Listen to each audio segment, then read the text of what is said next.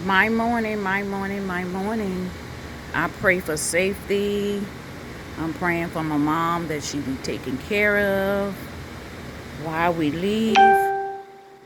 I'm praying that the highways be clear.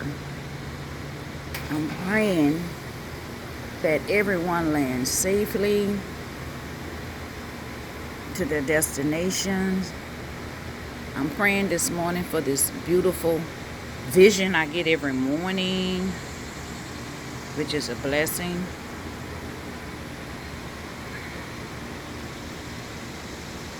No one's around but me and mom and my husband. It's very, very peaceful. Very peaceful. Very, very peaceful. And I'm enjoying it. And I just want to thank God for every blessing. Good and bad times. I just want to thank Him. But most of all, I woke up this morning and I was just thinking about how much we've been through since C-19. I know I've been through a lot. I know you all been through a lot. And when it comes to taking care of your parents, it's a very, very hard decision, you know, especially when you're the only child that's here and you don't have any family members. It's really hard. It takes a whole part of your life that you have to sacrifice. And that's what I have been doing. But even though I have been doing that, when I have to leave her, it's very, very hard on me. Because I don't care what type of facility you put them in, they'll never be treated the way that we treat our parents. People don't want to work no more in these facilities. And the stories that mom tell me sometimes, I be like, this lady is blind and she could tell when something is wrong. She could tell. But I just pray that God lay hands on these people that have these jobs that don't need to be there and remove them. Remove them off of these jobs.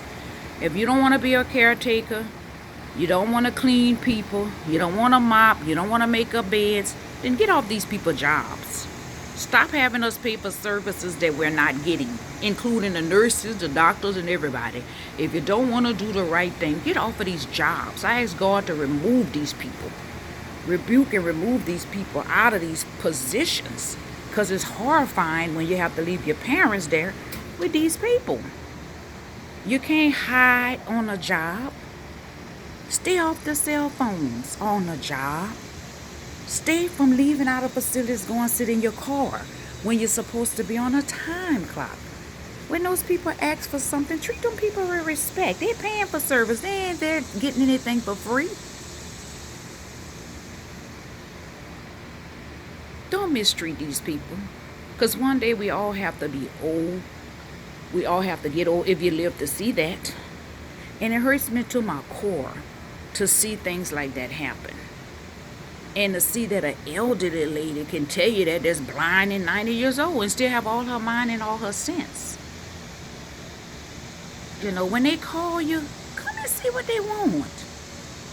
And the most drastic thing is I don't like is that if somebody is continent and can go to a restroom, why do facilities want to put them in Pampers? If a person don't come in Pampers, why do they have to go in Pampers? Because nobody wants to get up and bring them to the bathroom. And it's a sad thing. It really is. It's sad. And I don't care, like I say, where you put them at. If it's a 5-star, 4-star, it's all the same, because you got the same people that work in there. A lot of people work in these facilities don't work at hospitals. They can't work at hospitals, for what I was told, because of their records. So it don't matter, oh, my mama here and my mama there. It don't matter where your mama is. Them people ain't trying to do no more than what they want to do. They not trying to do no extra, because they pay is not the way they want it. So the work is not like that. But that's not what you signed up for. No matter what your pay is, you're still supposed to be doing your job. If you signed up for a $12 job, then that's what you're supposed to be doing, whatever's down on the plan of care for the patient. And if you don't want to do that, then go back to school and get you some more education where you could come out of being a caregiver and you could become a nurse or something, physical therapy or any of those items that you can be, so you won't have to do those things. But as long as you are CNA, that's your job. Your job is to do that. That is your job. That's what you signed up for. And when somebody asks you for service, don't look at the customer like they crazy and stuff like that. They paying for that service. That's what you signed up for. You didn't sign up for to come to work and talk on your cell phone and to get paid. So treat these people with better respect. Because God watching y'all. God is watching you. Y'all out there that's mistreating these people at these facilities, God is watching you. Not only at the facility, at the houses. When you're at these people's houses, leave the people's stuff alone. Stop touching these people's stuff. Come to work and do your job. Stay off your cell phone on these people's jobs. Stop touching people's stuff on these jobs. Stop waiting till the next person come in to change a pamper. Do your job. Do your job. They asked me to open up a service like this in Memphis, and I turned down the contract because I would have all these people out the door. I wouldn't be playing that because I am very serious when it comes to elderly people. These people work hard in their lives. These people were working for 25 cents for $1. These people were behind tractors. These people were picking sugar cane. These people took all they can to raise us. And that's why I respect these elderly people. You got to look back at your history and find out how these people came along. People that born in 1931 like my mother and them. Them people didn't have all the stuff we had. They didn't have luxury homes and luxury jobs. They didn't have none of this stuff. All this stuff that we have, we live like we're rich, and some of us still don't appreciate it. So we have to think about where these people come from, how these people raised us, when they had to cook a big pot of beans and put some sausage and chicken in, and everybody had to eat off of that. We got to think back at those days. Even though we're eating steak and prime rib right now, we're traveling the world, we on Facebook and social media. Think back where you came from and where you at now. Go back. Some of us need to backtrack. Backtrack where you came from. Remember them days. Remember those days, because a lot of y'all couldn't even survive, the younger people now, if they came up like those people. And I'm thankful for any little thing God gives to me. I am just thankful. I'm thankful I got bread on my table. I'm thankful that I'm able to stay home almost a year and take care of my mother. I'm just thankful. I'm thankful for a good husband. Marriage ain't perfect. We all have our ups and downs and stuff like that. But it's worth your family. It's worth it. It's worth hanging in there. Hang in your marriage. Do different things if your marriage isn't right. Turn around different things. Do adventurous things. Tell the men you appreciate them. A lot of y'all don't tell these men how much they appreciate it. Tell them they appreciate it. Buy them gifts. Plan a trip for them. Do nice things for these men. We need to praise some of our men. We don't do that like we should do. I do the best I can with mine. I keep them happy here. I keep a hot meal. I keep a clean house. I keep it popping and on. I keep it fire up in here. I keep my husband rolling and laughing. And we more like a better of a friendship than a husband and wife. Because we are so open. We laugh about the old days, all the things we used to do, all the games we used to play. And it's fun. It's fun when you have a mate that you could be open with like that. So I just want people to just be more open-minded. And like I say, don't judge anybody. Stop judging people. Stop judging people and take care of your elderly people. Call and say hello. Call and say how you doing sometime.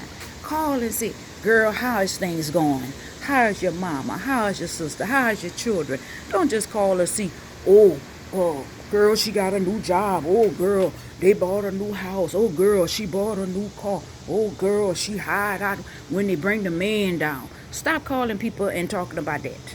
And call and ask somebody what's going on, how they feeling. Ask people how they feeling. A lot of people going through mental stress right now. Y'all too busy worrying about the wrong thing. Worry about how people doing. Call and say, hello, sister. How you doing, sister? How's your family? How's your mother? Talk about that. Ain't nobody worrying about what nobody got. I don't want your bills. You don't want my bills. I live the way I want to live. You live the way you want to live. And you're only going to see on Facebook what people want you to see. What they don't want you to see, you're not going to see. So don't even ask, because you ain't going to never know. But I just want to say that to say this. I just want everybody to check up on these elderly people. See how they doing. Tell them you love them. Call a girlfriend and tell them, hello, sister, how you doing? Tell them, hello, how you doing? And love yourself, ladies. Love yourself. You ain't got to change everything for nobody. Love yourself, people. Love yourself, because I love every pimple, dimple, bump, lump, everything about me I love. Because I live within me. I'm satisfied with me. I'm satisfied how God made me. I don't care what nobody else say or what somebody else do. I am satisfied with Brenda life. And when I get unsatisfied, I need to change what I need to change for me, not the public. People live too much for the public. But dear God, as we travel, watch over us. Give my husband a strength. He's a good man. He's a provider. He do anything to make me and my mama happy. I ask that you give him long life of living. I ask that you give our marriage the strength, the health, the wealth, and the long lasting. I pray upon me and this man's soul every night. I kiss this man every night before I go to bed. Just because I'm so thankful, y'all. I'm just so thankful. You know, it feels so good when you're at peace. You might not be a millionaire or billionaire, but a peace of mind is the most blessing you could ever have. When you can go to sleep and you feel happy, you wake up just smiling, walking outside, seeing this beautiful sight I see. What else can you want? It ain't nothing else you could want. Life is beautiful. Y'all have a blessed day. Thank you.